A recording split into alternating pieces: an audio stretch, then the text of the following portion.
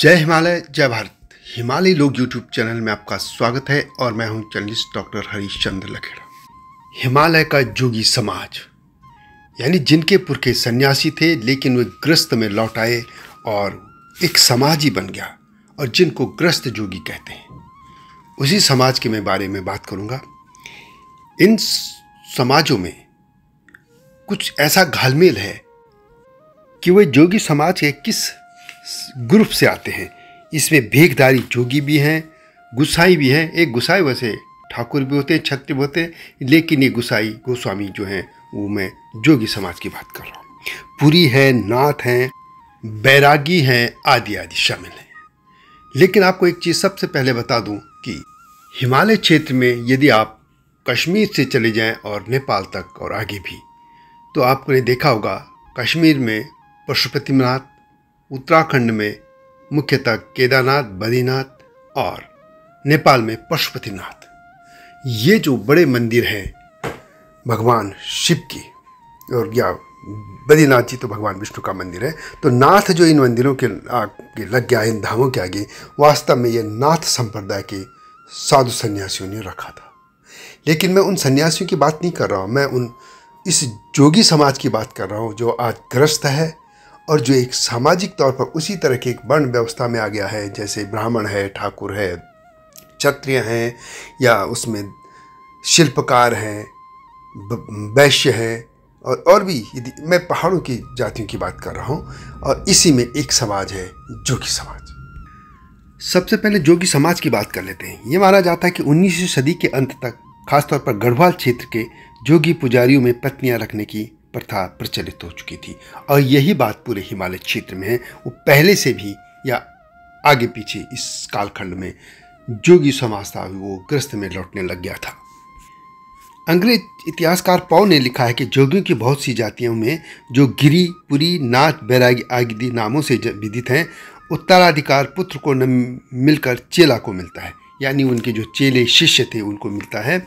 इससे सिद्ध होता है कि यह प्रथा तब से चली आ रही है जब इन संप्रदायों के साधु ब्रह्मचारी हुआ करते थे, और आजकल ब्रह्मचर्य का पालन स्वप्न जैसा हो चुका है। इन जोगियों में से अधिकतर विशेष तौर पर श्रीनगर के निकट के रहने वाले कृषक बन चुके। श्रीनगर यानी गढ़ देश की राजधानी जो थी। दूसरों में उनकी पहचान केवल उनके भगोया वस्त्र यानी जो भगवा वस्त्र है उससे होती है, और कुछ के कानों में लकड़ी के बड़े बड़े मुंदड़े पहने रहते हैं, कुंडल जिनको हम कहते हैं, ये उनकी पहचान बन चुकी थी। एक बार इसी समाज के लिए कहा जाता है कि जब कभी बारिश नहीं होती थी तो इनके ही लोग पूजा करके बारिश वगैरह का इंतजाम करा लेते थे, यानी वो इतने अपने को मानते थे कि उनके मंत्रों में इतनी शक्ति है कि बारिश हो जाती थी। इसके अलावा बारिश रोकने, और ख़ासतौर पर जब ओले पड़ते थे तो ओलों को रोकने का, यानी जो ओलावृष्टि होती थी उसको रोकने का भी ये दावा करते थे। पहाड़ों में जितने भी तंत्र मंत्र, झाड़ फूक वगैरह होते हैं, ये कहा जाता है कि यह सब इन्हीं जोगी समाज की देन है, और ख़ासतौर पर इसमें नाथ संप्रदाय की। नाथ संप्रदाय को लेकर यह कहा जाता है कि यह भारत का एक तंत्र यानी समुदाय है, और मध्य युग में यह संप्रदाय बौद्ध तथा योग की परंपराओं का समन्वय करते हुए आगे बढ़ा था। यह हठ योग की साधना पद्धति पर आधारित पंथ था, और गुरु गोरखनाथ इस संप्रदाय के प्रथम गुरु या आराध्य माने जाते हैं। इसके अलावा इस समाज में गुरु मच्छिंद्रनाथ या मत्स्येंद्रनाथ, गुरु बालकनाथ आदि ये प्रसिद्ध हैं। और ये भी कही जाती है बात कि जो नाथ संप्रदाय था उसमें इनके जो शिष्य थे उसमें हिंदू ही नहीं थे, उसमें मुसलमान भी थे, जैन भी थे और अन्य संप्रदाय के लोग भी थे। और ख़ास तौर पर ये समाज के निचले तबके के लोग जो थे वो नाथ संप्रदाय में शामिल हुए थे, गुरु गोरखनाथ के संप्रदाय में। हिमाचल प्रदेश में यदि हम देखें तो डोगराओं का जो समाज है उसमें आज भी जब पूजा होती है या जागर लगाए जाते हैं तो जोगी का स्थान सबसे प्रथम होता है।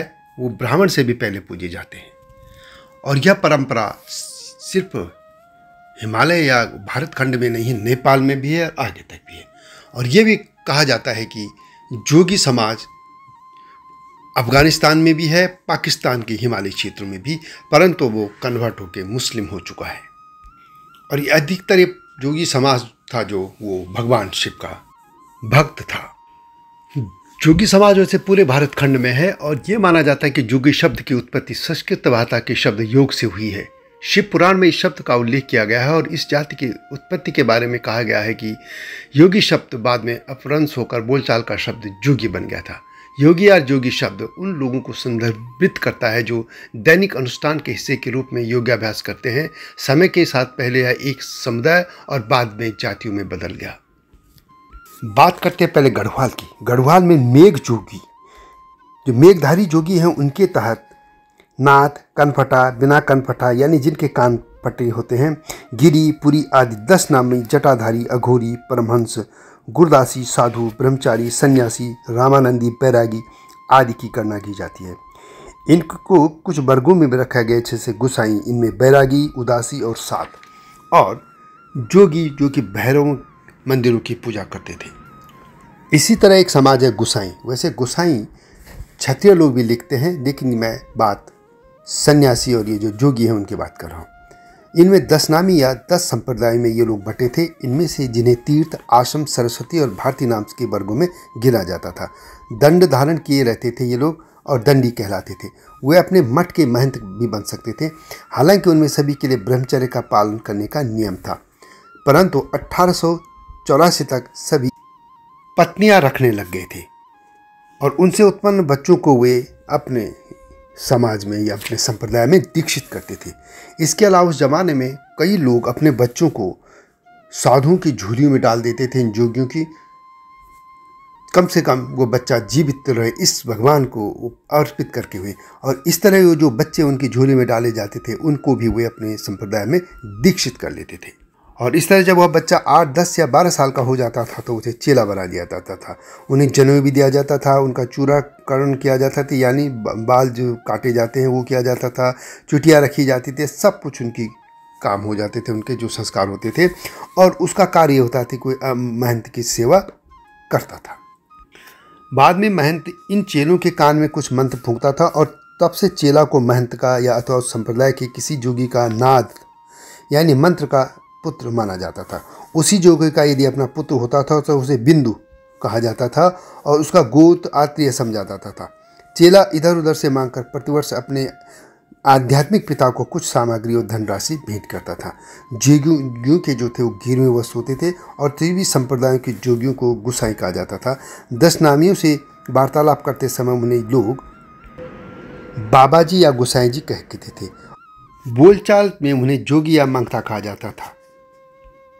सारे गढ़वाल में के मंदिरों में 10 नामी जोगी मिलते थे और उनका जो जीवन यापन होता था वह भिक्षा से या मंदिर को अर्पित थोड़ी सी भूमि जो राजस्व कर के दायरे से मुक्त रहती थी उससे उनकी आजीविका होती थी।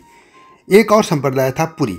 पुरी संप्रदाय के जोगी कमलेश्वर, नर्मदेश्वर, श्रीनगर मंदिर आदि जो मंदिर हैं वहाँ के उनके पुजारी थे। गिर संप्रदाय के जोगी वृद्ध केदार, भिल केदार, दत्तात्रेय, सर्वेश्वर के मंदिरों में तथा दुर्गा, भवानी और महादेव के अन्य मंदिरों में पूजा करते थे। रुद्रनाथ और नमदेश्वर के पुजारी भारतीय संप्रदाय के जोगी थे। कुछ उदासी संप्रदाय के साधुओं का संबंध देहरादून के गुरु राम राय के दरबार से भी था और कुछ का श्रीनगर स्थित गुरु राम राय के दरबार से था। एक इसके बाद था नाथ संप्रदाय। नाथ संप्रदाय जो है कनफटा जोगियों का संबंध गुरु गोरखनाथ और मच्छंदर नाथ के संप्रदाय से था और श्रीनगर में इनका मुख्य गढ़ था। इनमें से बाद में बहुत से लोग ग्रस्त बन चुके थे, यानी घरबारी बन गए थे, और जो जोगी बिना कनफटा कहलाते थे वे औघड़ नाम से प्रसिद्ध होते थे। उन्हीं से बहुत सी खेती भी करने लगे थे। नाथ संप्रदाय के तहत कनफटा और बिना कनफटा दोनों आते थे। कनफटों का बिना कनफटों का प्रमुख तीर्थ जो था वो गोरखपुर था। उनके और भी जगह मंदिर थे। प्रत्येक नाथ परिवार में केवल 1-2 पुरुष ही कान छिदाकर कनफटा बनते थे। गोसाई, जंगम, बैरागी और नाथ कभी कभी एक दूसरे के परिवार में विवाह भी कर लेते थे और गृहस्थ बनकर खेती करने लगे थे। उनके संप्रदाय का नाम ही उनकी जाति का नाम बन गया था। 19वीं सदी तक आते आते गढ़वाल के जोगी पुजारियों में पत्नियां रखने की प्रथा प्रचलित हो चुकी थी और इतिहासकार पौ ने लिखा है कि जोगियों की बहुत सी जातियों में जो गिरी, पुरी, नाथ, बैरागी आदि नामों से विदित हैं उनका उत्तराधिकार पुत्र को न मिलकर चेला को मिलता था। इससे सिद्ध होता है कि यह प्रथा तब से चली आ रही है जब इन संप्रदायों के साधु ब्रह्मचारी हुआ करते थे। बाद में ये जोगी जब ग्रस्त हो गए थे तो उनकी पहचान सिर्फ इसी से हो पाती थी कि वे भगवा यानी गेरुआ वस्त्र पहनते थे और कुछ इनमें से अपने कानों में बड़े बड़े कुंडल यानी मुंदड़ी जो स्थानीय भाषा में कहते वो पहनते थे। 20वीं सदी के प्रारंभ समय में ही भेखधारी जातियों में जो ये साधु थे, जोगी थे, उनमें ब्रह्मचर्य या रहने की जो प्रथा थी वो खत्म हो चुकी थी और वे इस तरीके से ग्रस्त में लौट आए थे। यह जरूर है कि कुछ मंदिरों या धार्मिक संस्थाओं के महंत या प्रधान पुजारी ही अविवाहित रहते थे। इसी तरह एक और है बैरागी समाज। गढ़वाल के बैरागी अपने को रामानुज संप्रदाय का वैष्णव बनाते थे। वे जनेऊ पहनते थे और चुटिया रखते थे। वे अपने शवों को जलाते थे और हिंदू की प्रथाओं का पालन करते थे। वे भगवान विष्णु और उसके अवतारों को अपना आराध्य बतलाते थे और अन्य देवी देवताओं में विश्वास वे नहीं करते थे। गले में तुलसी की माला धारण करते रहते और माथे पर खड़ी से त्रिशूल जैसी चिन्ह बनाते थे। कुछ बैरागी जो नंदप्रयाग में बस गए थे वे धनी थे और वे यात्रा काल में यानी जो बद्रीनाथ जी केदारनाथ की यात्रा थी उसमें वैष्णव साधुओं के लिए वे वहाँ पे सदाव्रत लगाते थे, जिनमें साधु के निवास भोजन की व्यवस्था होती थी और उन दिनों बैरागी वैष्णवों में कई बड़े बड़े विद्वान थे।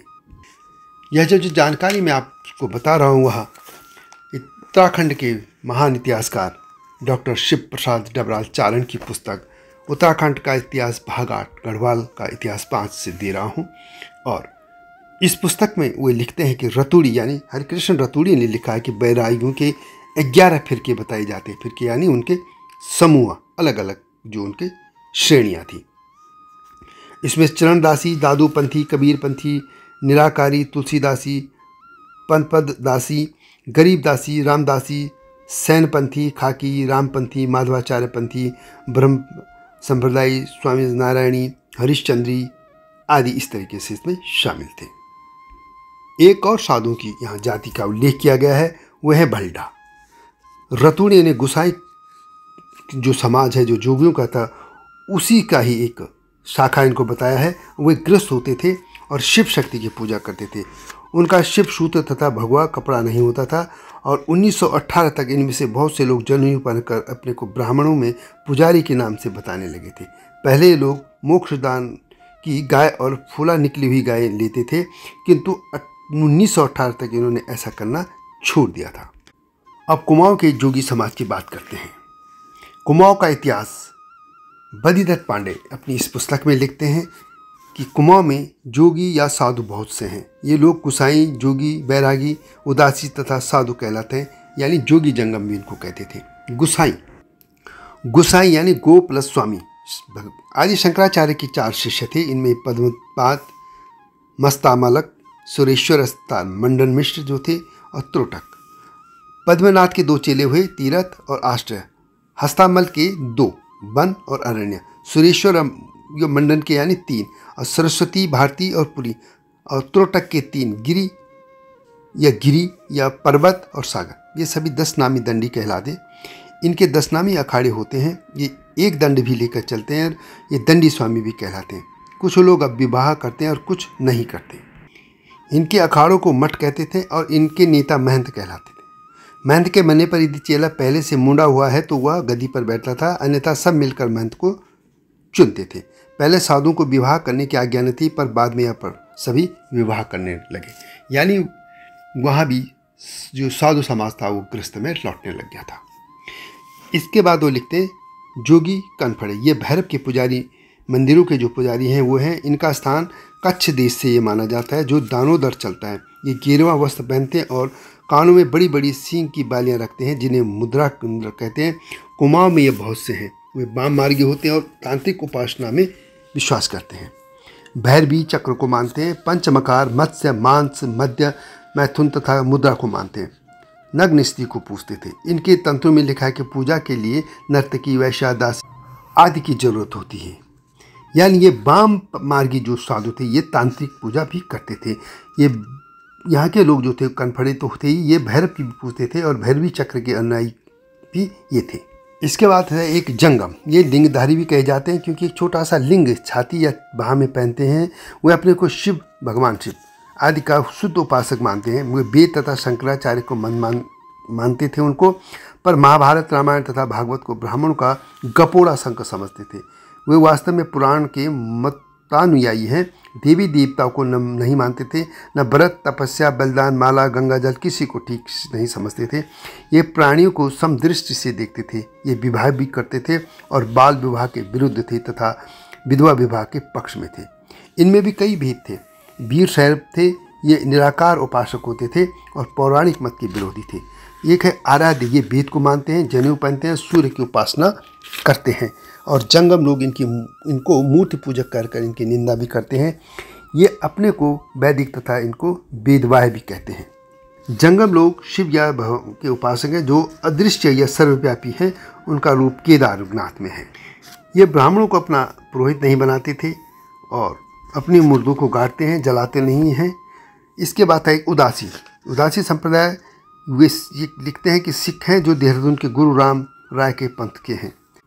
साध, ये वीरभान के मतानुयायी थे और तंबाकू नहीं पीते थे और सफाई स्वच्छता आदि पर जोर देते। इसके अलावा पीर, ये करोड़ी पट्टी में काय में पीर हैं। ये नाथ हैं, इनको विवाह का हुक्म नहीं है। ये पंचायत से छांटे जाते थे और इनके बारे में कहा गया कि काय के पीर उपपत्नियां भी रखते थे, पर इनके बच्चों को गद्दी नहीं मिलती थी। हालांकि बाद में इनके बच्चों को ही गद्दी मिलने लगी। इसके बाद औघड़ भी थे। ये बिना कान छिदे हुए जोगियों को औघड़ यहाँ कहते थे। वे खेती करते थे। सन्यासी, ये शैव मत के अनुयायी थे और गुसाइयों की तरह अनेक संप्रदायों में विभाजित थे। इसी तरह बैरागी, ये वैष्णव मत के थे और कुमाऊं में बहुत से वैष्णव मंदिरों के पुजारी थे। इनकी बातें भी गुसाइयों से मिलती जुलती हैं। इनमें भी कई संप्रदाय जैसे रामानंदी, राधा बल्लभी, न्यानंदी, रामानुजन। इसके बाद एक था अघोरपंथी। ये सबसे निम्न मार्गी के लोग थे। ये मनुष्य का मांस तक खा लेते थे और कहा जाता कि मूर्ति की खोपड़ी में शराब व पानी पीते थे और भूत प्रेत आदि कुत्ता बाघ आदि के ये उपासक थे। कुमाऊं में नाथ संप्रदाय, 3 संप्रदायों में इसमें जोगी पाए जाते हैं, कनफटा, बिना कनफटा और नाथ। एटकिंसन लिखते हैं कि नाथ ज़्यादातर लोग खस राजपूतों के मंदिरों की सेवा करते हैं या भैरव मंदिरों के उपासक हैं। नाथों में से कुछ लोग कान छिदवा कर, कुंडल पहन कर कनफटे हो जाते हैं। गुसाई, जंगम, बैरागी व नाथ आपस में कभी कभी विवाह भी कर लेते हैं, खेती भी करते हैं। और नाथों के 18 संप्रदाय हैं। इनमें धर्मनाथ, सत्यनाथ, बैरागनाथ, कफलानी, मस्तनाथ, रावल, गुडार, दरियावनाथ, रामनाथ, इस तरीके से ये 18 होते हैं।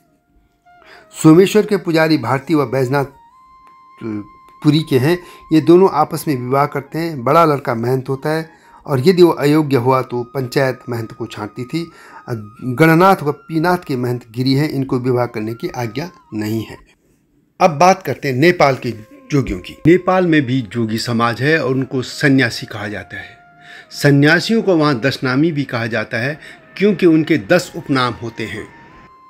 पुरी, गिरी, भारती, बाना, आश्रम, तीर्थ, अरण्य, पर्वत, सागर और सरस्वती, ये सन्यासी के 10 कुल नाम हैं। वहाँ पर भक्तपुर और सिंधुपाल चौक से 2 लखा तक 10 नामी समाज जो है ये उनकी घनी बस्ती है। और वैसे तो पूरे नेपाल में 10 नामी ये समाज बिखरा पड़ा है। वहाँ पर उनको खासतौर पर खस समाज में गिना जाता है। और यह भी है कि जो पशुपतिनाथ मंदिर हैं, इससे साफ है कि वहाँ भी कभी नाथ संप्रदाय का बहुत बड़ा असर था। क्योंकि वैसे भी जो वहाँ का गोरखा जिला है वो गुरु गोरखनाथ के नाम पर ही है।